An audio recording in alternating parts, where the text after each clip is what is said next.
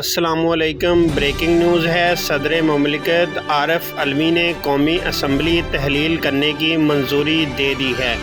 Breaking news آئی ہے، صدر مملکت عارف علوی نے قومی اسمبلی تحلیل کرنے کی منظوری دے دی ہے۔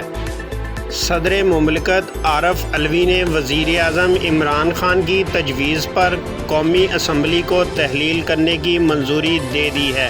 تفصیلات کے مطابق وزیر اعظم عمران خان نے قوم سے خطاب کے دوران کہا تھا کہ میں نے اسمبلی تحلیل کرنے کے لیے صدر پاکستان کو تجویز بھیج دی ہے۔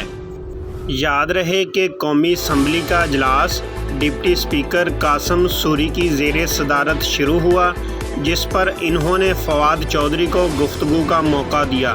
فواد چودھری نے نشست پر کھڑے ہو کر تحریک عدم اعتماد کے خلاف آرٹیکل 5 کے تحت تحریک پیش کی، جسے اسپیکر نے قبول کرتے ہوئے آئینی طور پر درست قرار دیا اور تحریک عدم اعتماد کو آئین کے منافی قرار دیتے ہوئے مسترد کر دی اور رولنگ جاری کر دی۔ اسپیکر نے قومی اسمبلی کا اجلاس غیر معینہ مدت کے لیے ملتوی کر دیا۔